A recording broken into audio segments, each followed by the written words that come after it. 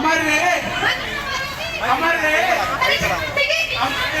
रास्ता में इधर आ जाओ। मूंछ नीचे कर, तुझे मूंछ रखने का कोई अधिकार नहीं है नीच। मूंछ नीचे कर, मेरी बात मान ले वरना मैं तुझे मार दूंगा। अच्छा नहीं मानेगा, मैं फिर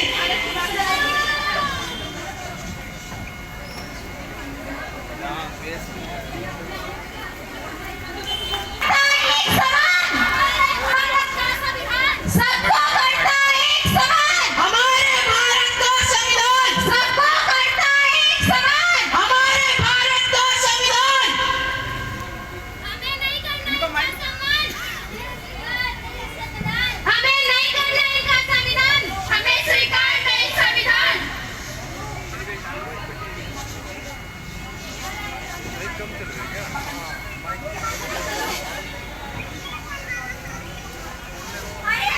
देखो इन्होंने संविधान की प्रतियों में आग लगा दी। हाँ देखो इन्होंने संविधान की प्रतियों में आग लगा दी।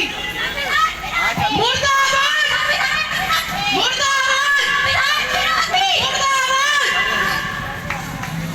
आज हमारे चारों भय, डर और अशांति का माहौल बना हुआ है।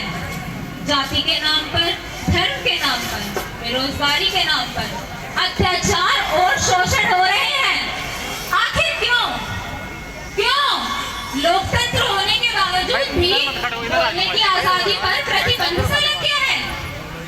इन सब समस्याओं के लिए और ऐसी ही अनेक दूसरी समस्याओं के लिए क्या हम ही तो दोषी नहीं? क्या हम ही तो दोषी नहीं?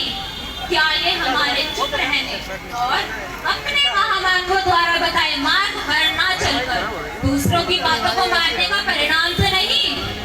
इन सब पर हम सबको गंभीरता से विचार करना ही होगा।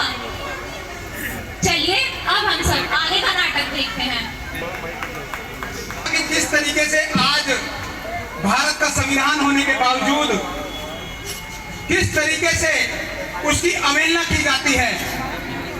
हमारे भाई रोहित वेमुला को उसके कॉलेज में सताया जाता है। वो इतना सताया जाता है कि उसे अपना जीवन खोना पड़ता है। एक व्यक्ति को मूंछ रखने तक का अधिकार नहीं है। और कुछ लोगों ने संविधान की प्रतियां तक जला दी। 2 अप्रैल का वो दिन हमें याद है जिस दिन हमारे वीरों ने शहीदी अपने लिए बलिदान दिया था। तो उन सभी की याद में मैं आधा मिनट का मौन आपसे चाहता हूँ। अपनी जगह खड़े हो जाएं।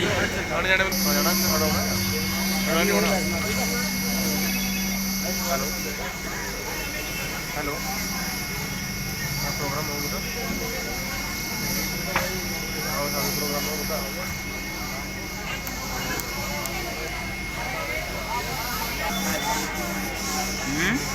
अभी 1 मिनट हो गया।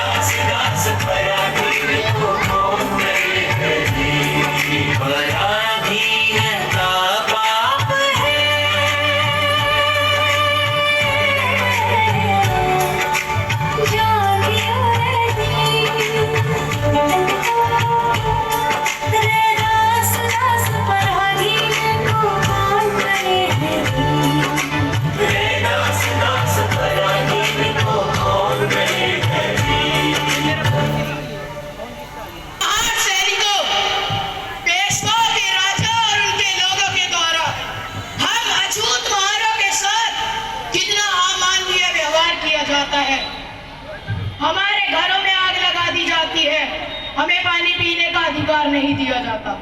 हमारी बहनों के साथ अत्याचार किया जाता है। आखिर ये अत्याचार हम कब तक सहेंगे? कब तक सहेंगे आखिर? अब हम ये अत्याचार नहीं सहेंगे। अब हम एक साथ संगठित होकर लड़ेंगे। हम लड़ेंगे। अपने मान और सम्मान के लिए लड़ेंगे। हम लड़ेंगे। अब हम ये गुलामी की जिंदगी नहीं जिएंगे।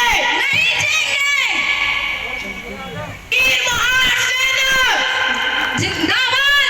वीर महान सेना जिंदाबाद। वीर महान सेना जिंदाबाद। वीर महान सेना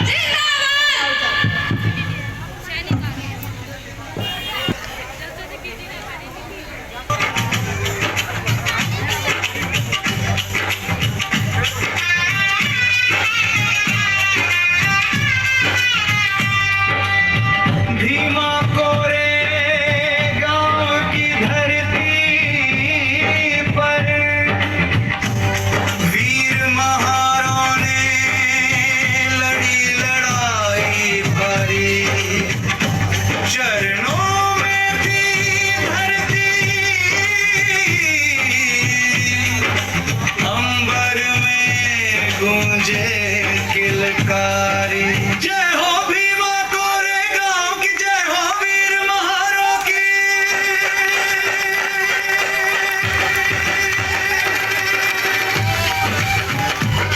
तालियां बजाकर बच्चों का हौसला अफजाई कीजिए।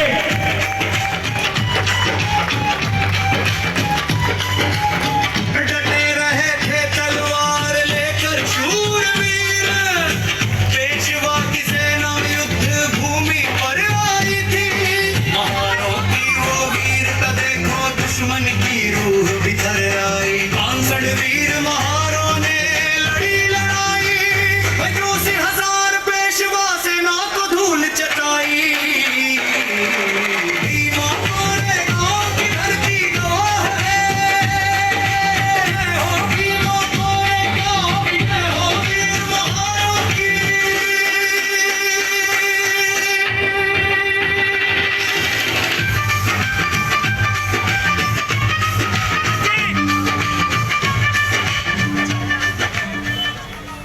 जय भीमा कोरेगांव। जय भीमा कोरेगांव। जय भीमा कोरेगांव। जय भीमा कोरेगांव। जय वीर महारों की। जय वीर महारों की। जय वीर महारों की। जय वीर महारों की। जय वीर महारों की। जय वीर महारों की। तालियों से बच्चों का हौसला। सावित्री, ओ सावित्री। जी ज्योतिबा, मैं तुम्हें कुछ बताना चाहता हूँ सावित्री। क्या बताना चाहते हैं आप मुझे? शिक्षा के बिना मनुष्य का जीवन एक पशु के समान है, जो कभी भी अपने अच्छे या बुरे के बारे में नहीं सोच सकता। इसीलिए मैं तुम्हें पढ़ाना चाहता हूँ सावित्री। पर आज तो समाज में महिलाओं को पढ़ाना पाप समझा जाता है। पर जब आप मेरे साथ हो, फिर मुझे किस बात का डर? मेरे साथ पढ़ो सावित्री। सभी सभी मनुष्य मनुष्य एक समान, समान, ना कोई छोटा छोटा, ना कोई बड़ा बड़ा। चलो सावित्री। चलिए। सावित्री जी ज्योतिबा, तुम्हें याद है हमने एक स्कूल खोलने का निर्णय लिया था। आज उस स्कूल का उद्घाटन है। चलो हमें वहाँ जाना है, लेकिन उससे पहले हमें फातिमा शेख और उस्मान भाई के यहाँ भी जाना है सावित्री। चलो चलिए। ठक ठक। अरे सावित्री, आओ। कैसी हो फातिमा बहन? मैं अच्छी हूँ सावित्री। आपको याद है आज हमें विद्यालय के उद्घाटन के लिए जाना है? हाँ याद है। अरे उस्मान भाई, आपको याद है आज हमारे विद्यालय का उद्घाटन है, हमें वहाँ जाना है। हाँ भाई, मुझे याद है। मैं तो कब से बेसब्री से तुम्हारा इंतजार कर रहा हूँ। चलो भाई। हाँ चलो। नहीं बनाई थी तो बनाई थी।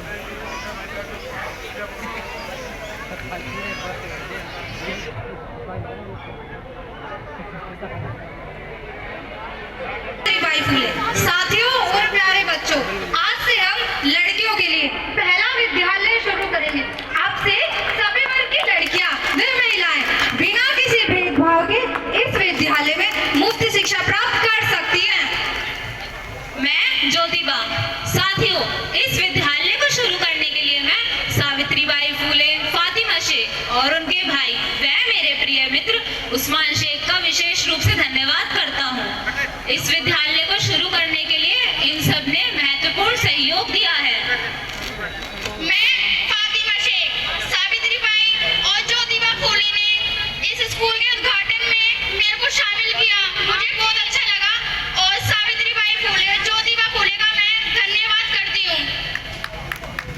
मैं उस्मान शेख, मैंने अपनी पूरी जमीन इस विद्यालय को बनाने के लिए दान कर दी, जहां पर सभी को मुफ्त में शिक्षा दी जाएगी, क्योंकि शिक्षा का दान ही तो सबसे बड़ा दान है।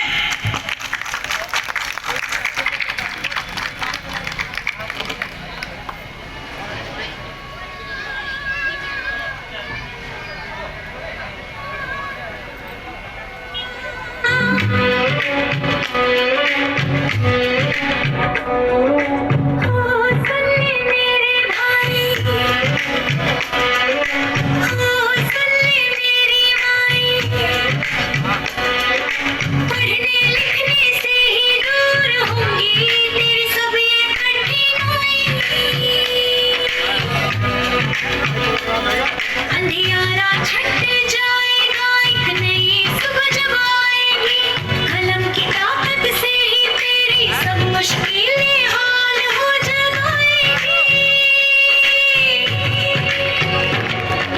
सदियों से हम सोए थे, बेड़ियों में जकड़े रोए थे, अधिकारों की इस धरती पर हम बीज होके बोए थे। ज्योतिबा ने राह दिखाई, सावित्री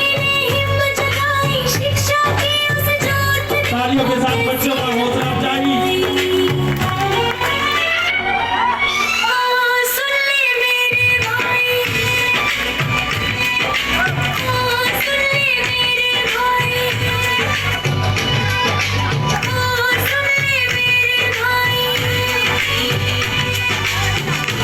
सुन ले मेरे भाई। सिर ऊंचा कर जीना है तो शिक्षा ही हथियार, जात पात के बंधन टूटे, पाखंडों का खेल ये छूटे, जो हक हमारा छीन रहे वो राह बाप नहीं ढूंढे।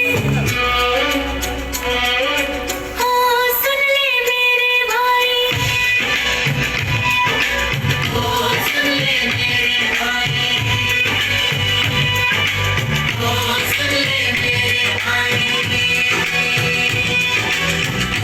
सुन ले मेरे भाई। हाथ में तुम पुस्तक थामो, मेहनत को तुम अपनी मानो, कल का सूरज तुम ही बनोगे, इस अपनी शक्ति को पहचानो। भीमराव का सपना होगा जब घर घर बच्चा पढ़ेगा, पढ़ लिख कर ही ये समाज ऊंचे शिखर चढ़ेगा।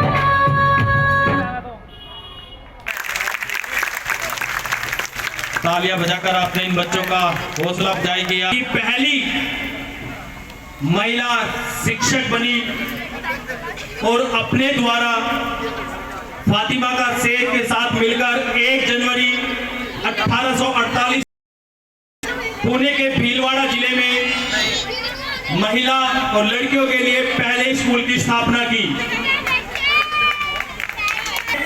और सावित्रीबाई फूले का योगदान हमें कभी भूलना नहीं चाहिए।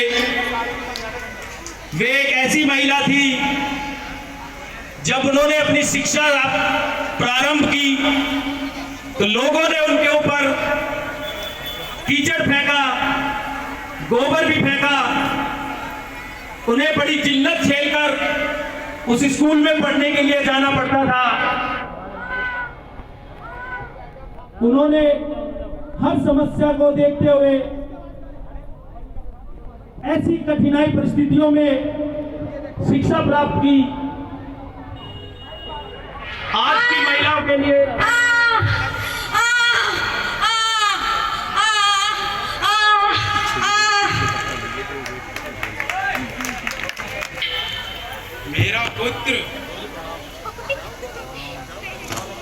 मेरा पुत्र आगे चलकर एक महान समाज सुधारक बनेगा और हमारे देश की हजारों सालों की गुलामियों को तोड़ेगा।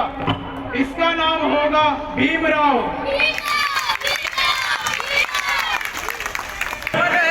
बाबा साहब डॉक्टर भीमराव अंबेडकर।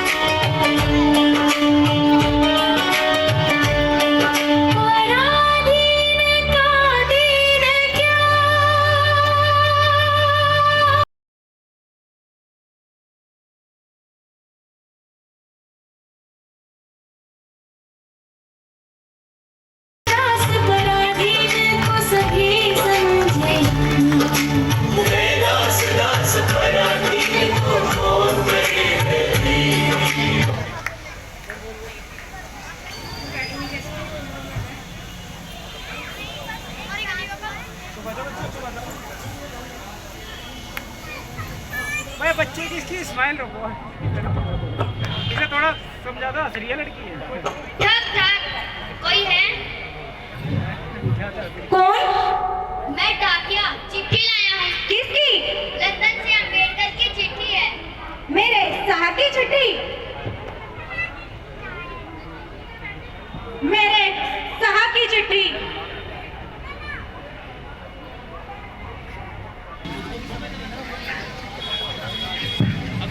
हूँ तुम घर पर ठीक होगी और सभी बच्चे ठीक होंगे। रमा, जब मैं एक हाथ से यह पत्र लिख रहा हूँ तो दूसरे हाथ से अपने आंसू पोंछ रहा हूँ। रमा, मैं भली भांति जानता हूँ कि तुम किस प्रकार से गरीबी में दिन बिता रही हो और ऐसी स्थिति में मैं तुम्हारी कोई मदद नहीं कर पा रहा हूँ। जब पिछली बार लंदन से मैंने तुम्हें पत्र भेजा था तो मैंने तुमसे कहा था यदि घर खर्च के लिए पैसे ना हो तो घर में रखे गहने बेच देना। तब भी तुमने मेरे खर्चे के लिए उसमें से कुछ पैसे बचाकर मुझे लंदन भेजे थे। रमा, अब मेरे पास कोई पैसा नहीं बचा है और मैं पिछले कुछ दिनों से केवल दिन में एक ही बार खाना खा पाती हूँ। रमा, मुझे कुछ पैसे की और जरूरत है। मुझे कुछ महत्वपूर्ण किताबें चाहिए। इसके लिए यदि संभव हो तुम मुझे कुछ पैसे भेज दो। रमा, अगर तुम मेरी जिंदगी में ना आती तो मेरा क्या होता? शायद मैं यहाँ लंदन में रहकर अपनी पढ़ाई और हमारे समाज की गुलामी की जंजीरों को तोड़ने के लिए कभी संघर्ष नहीं कर पाता। रमा, तुम्हारा अम्बेडकर।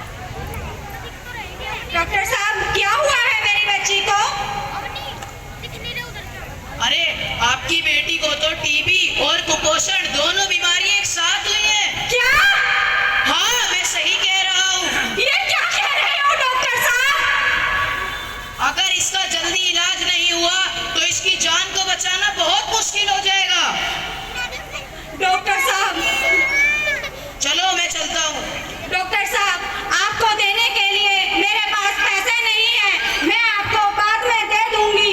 कोई बात नहीं, पर बेटी का इलाज तुरंत कराओ। परीक्षा की घड़ी है, एक तरफ मेरी बेटी इंदु जो बीमार है और दूसरी तरफ मेरे साहब जो लंदन से मुझे पैसा मांग रहे हैं। मैं क्या करूं? मैं क्या करूं? ठीक है, अब मैं प्रण करती हूं, मैं अब पैसा अपने साहब को भेजूंगी।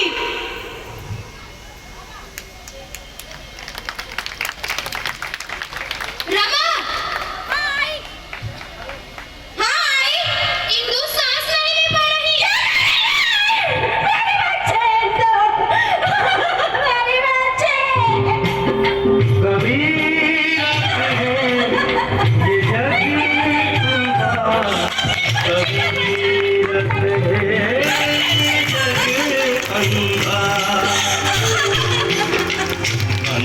जैसी गाय बछड़ा था सो मर गया, बंदी जैसी गाय बछड़ा था सो मर गया, झूठी जाम चका कबीर कहे ये जग अंधा, कबीर कहे ये जग अंधा।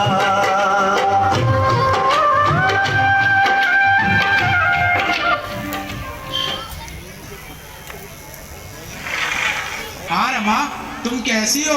साहब मैं ठीक हूँ। रमा, हमारे बच्चे कहाँ हैं? बच्चों, तुम्हारे पिताजी। ओ मेरे प्यारे बच्चों, रमा, हमारी बेटी इंदु कहाँ है? साहब, क्या हुआ रमा? साहब हमारी बच्ची नहीं रही। क्या मतलब है रमा? साहब हमारी बच्ची बीमार हो गई थी और हमारे पास कुछ भी नहीं था, मैं उसे नहीं बचा पाई साहब। ओ मेरी प्यारी बेटी इंदु, हमने कैसा बाबू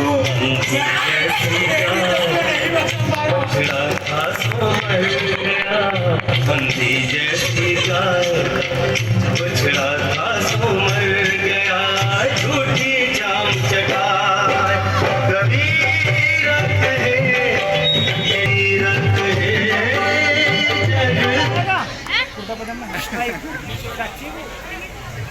अरे एक साथ बैठो सर, क्या आवाज नहीं, सारे एक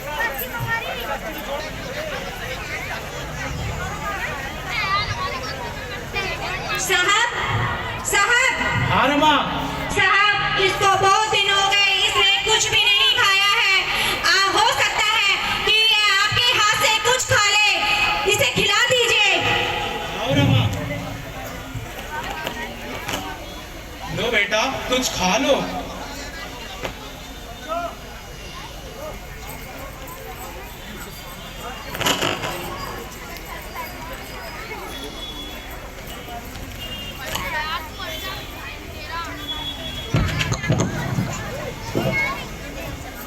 ठक ठक, कोई है? कौन? मैं डाकिया चिट्ठी लाया हूँ। किसकी? विदेश से अंबेडकर के लिए चिट्ठी है। लाइए, मेरे साहब की साहब, साहब,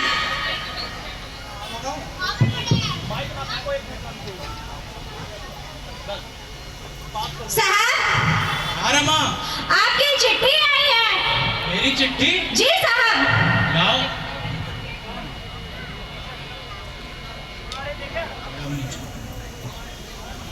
रमा, जी साहब। ये चिट्ठी तो लंदन से आई है, मुझे लंदन जाना होगा। साहब, राजरतन। मुझे पता है रमा, पर मेरा लंदन जाना बहुत आवश्यक है। साहब, राजरतन की तबीयत बहुत ज्यादा खराब है।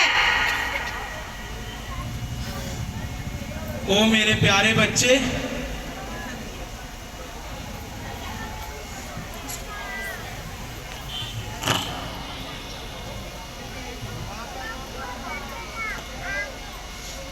साहब, मेरा बच्चा राजरतन।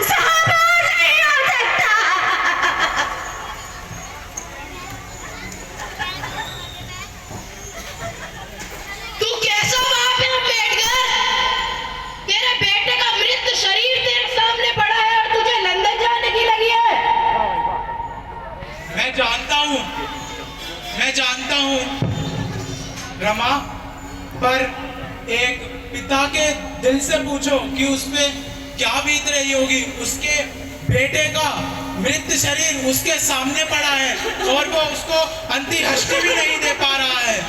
पर अगर आज मैं लंदन नहीं गया और वहां पे मैं गोलमेज सम्मेलन में शामिल ना हुआ तो पता नहीं, ना जाने ऐसे हजारों लाखों राजरत्न रोज मरेंगे।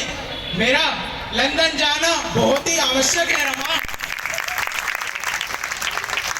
ठीक है साहब, आप जाइए और हजारों सालों से गुलामी में जैसी गाय बछड़ा था सो मर गया, झूठी जाम चढ़ा कबीर कहे ये जग अंधा, कबीर कहे जग अंधा।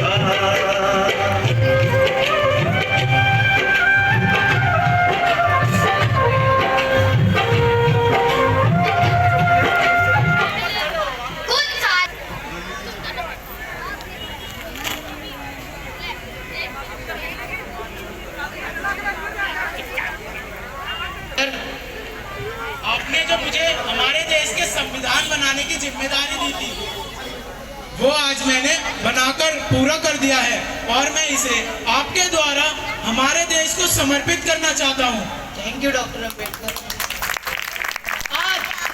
आज मैं इस संविधान सभा का हर एक व्यक्ति और इस देश का एक तमाम व्यक्ति डॉक्टर भीमराव अम्बेडकर को धन्यवाद करता है कि उन्होंने भारत जैसे देश के लिए इतना महान संविधान लिखा। Baba Saheb, Baba Saheb, Baba Saheb. Thank you all of you. Thank you so much for giving this responsibility to me for making our constitution for our nation and their people.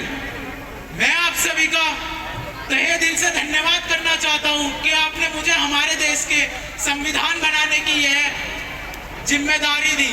धन्यवाद। भारत रत्न बाबा साहब डॉक्टर भीमराव अंबेडकर, बाबा साहब डॉक्टर भीमराव अंबेडकर।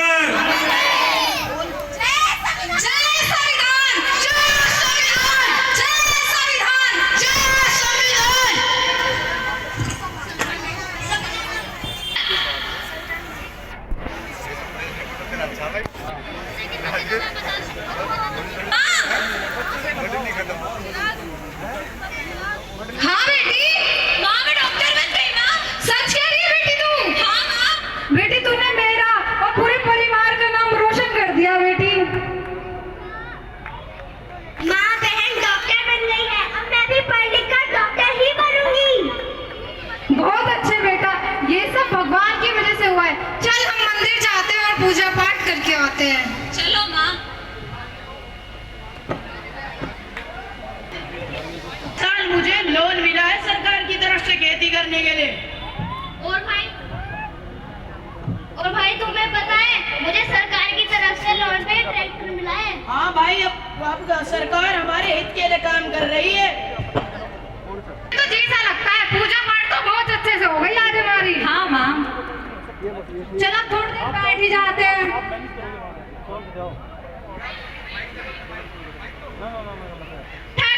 इसमें पैसा लग जाएगा तो हो नहीं पाएगा इस बार। अच्छा तो आ तो सकते हो? आने का देखो, आने का भी पता नहीं। देखो बड़ी बेटी जाती है तो हॉस्पिटल और छोटी बेटी स्कूल। अगर इन दोनों को वक्त मिला तो आने का सोचेंगे। अच्छा तो टाइम मिले तो जरूर आना। जय भीम। हाँ बता देंगे टाइम मिलेगा तो। जय भीम। जय भीम।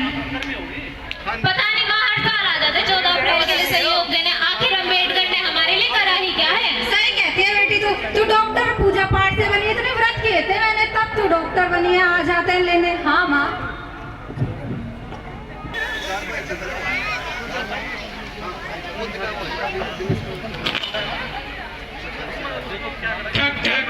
रुको भैया मैंने। जय भीम। अरे सोनाक्षी बहन नमस्ते, निखिल भाई नमस्ते। नमस्ते।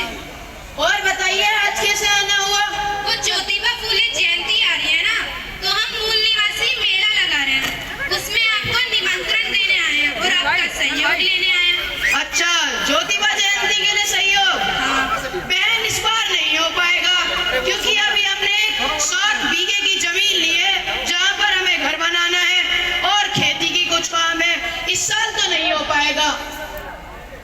भाई आपके तो तीनों भाई सरकारी नौकरी में हैं और आपकी भी पेंशन आती है, कुछ तो हो पाएगा। अगर कुछ हो पाएगा तो मैं आप लोगों को जरूर बताऊंगा। लेकिन आइएगा जरूर। समय मिला तो हम जरूर आएंगे। धन्यवाद। और बताओ भाइयों, सही किया ना मैंने? हाँ भाई सही किया। हर साल आ जाता है मांगने, हमने तो अपने लिए कमाया है। हाँ भाई तू सही कहता है, हर साल आ जाते हैं ज्योतिबा करते हुए। जय भीम संजना बहन। जय भीम। तुम गई थी अम्बेडकर जयंती के लिए सहयोग लेने? हाँ मैं गई थी। किसी ने कुछ दिया? किसी ने कुछ भी नहीं दिया। हाँ हमें भी किसी ने कुछ नहीं दिया। आजकल के लोग बहुत स्वार्थी हो गए हैं ना। हाँ इन्हें अभी संविधान और शिक्षा की अहमियत नहीं पता चली है ना। हाँ। जब जरूरत होगी जब पता चलेगी। हाँ तुम सही बोल रही हो। ठीक है धन्यवाद। जय। और तेरी चॉकलेट लेकर ही आएगी। माँ क्या हुआ बेटी, तू इतनी परेशान क्यों लग रही है? माँ मेरी नौकरी प्राइवेट हो गई है। क्या कह रही है तू? हाँ माँ, और अब पेंशन भी नहीं मिलेगी। पेंशन भी नहीं मिलेगी? नहीं माँ। ये कैसा दिन देखना पड़ रहा है हमें। माँ मैंने तो सोचा था अगर बहन डॉक्टर बन गई तो मैं भी पढ़ लिख कर डॉक्टर ही बनूंगी, लेकिन अब जब बहन की नौकरी ही चली गई तो मैं डॉक्टर कैसे बनूंगी? माँ आपने तो इतने पूजा पाठ करे थे, फिर भी ऐसा कैसे हो गया? पता नहीं बेटा, ये कैसा फल मिल रहा है। इतने पूजा पाठ करे, इतने मंदिर गए, इसका कुछ फल ही नहीं मिल रहा। पता नहीं क्या हो रहा है अब ये। पता है मेरे साथ क्या हुआ है? जो मुझे लोन मिल रहा था ना खेती करने के लिए, वो किसी वजह से कैंसिल कर दिया गया है। और भाई तुम्हें पता है जो मुझे सरकार की तरफ से लोन पे ट्रैक्टर मिला था ना, अब वो मुझे नहीं मिल रहा। पता नहीं क्या हो रहा है।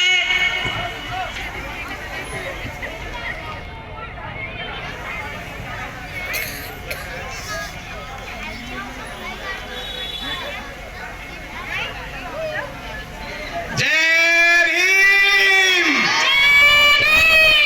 जय भीम। जय संविधान।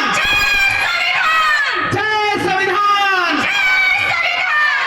ये जो प्रस्तुति आपने देखी, इसके अंदर हमने बच्चों के साथ ये दर्शाने की कोशिश की है कि भारत के संविधान को लागू हुए 70-75 साल हो चुके हैं और आज के बाद भी यदि राहुल बोमुला जैसे केस हो, मनीषा वाल्मीकि बहन जैसे केस हो और संविधान की प्रति में आग लगा दी जाए तो क्या संविधान सुरक्षित है? क्या संविधान सुरक्षित है? संविधान सुरक्षित नहीं है। संविधान का लाभ तो हर कोई लेना चाहता है। संविधान से बेटियों को डॉक्टर बनाते हैं, खेत जमीन खरीदते हैं, लेकिन संविधान की नहीं मानते, हमारे महापुरुषों के आंदोलन की नहीं मानते, बाबा साहब की एक बात नहीं मानते। इसीलिए आपने देखा कि जो नौकरियां मिली थी संविधान के वजह से, बाबा साहब की वजह से जो सुख सुविधाएं मिली थी, वो कैसे प्राइवेटीकरण हो रहा है, कैसे निजीकरण हो रहा है, और वो केवल हो रहा है हम लोगों के स्वार्थी बनने के कारण। हम पे बैक टू सोसाइटी के लिए वर्क नहीं कर रहे हैं। तो ये एक सवाल है आप लोगों के लिए जो हम छोड़ के जा रहे हैं। ये नाटक अपनी समाप्ति की ओर है, लेकिन आप सबको गंभीरता से सोचना होगा कि कहीं ना कहीं इस आज की समस्या में हम दोषी तो नहीं हैं। हम दोषी तो नहीं हैं। हम संविधान का फायदा उठाते हैं, हम बाबा साहब के सर्टिफिकेट का फायदा उठाते हैं, सब चीज का फायदा उठाते हैं, लेकिन आंदोलन में काम नहीं करते। बाबा साहब ने एक कहा था कि मुझे पढ़े लिखे और स्वार्थी लोगों ने धोखा दिया। हम वो स्वार्थी और पढ़े लिखे लोग तो नहीं हो सकते। हमें सोचना होगा, हमें सोचना होगा, हमें संविधान के लिए, बाबा साहब के लिए काम करना होगा, हमें सोचना होगा, हमें स्वार्थी की अपनी दीवारों को गिराना होगा और इस आंदोलन को चरम पर ले जाना होगा। और अपने इतिहास को जिस तरीके से भीमा कोरे गांव का बदला लेने के लिए उन्होंने बदला लेने के लिए 28,000 की पेशवा सेना को मात्र 500 सैनिकों ने कत्लेआम कर दिया अपने मान सम्मान के बचाने के लिए। आज तो हम करोड़ों हैं, करोड़ों। सोचना होगा, आपको सोचना होगा, आपको सोचना होगा, आपको सोचना होगा।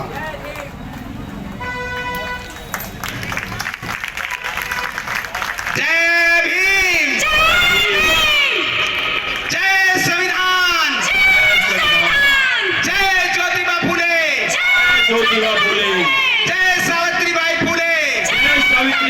फुले, जय भीमाबाई फुले, जय भीमाबाई फुले। धन्यवाद। ये नाटक अब यहीं पे समाप्त होता है। आपने हमारे नाटक को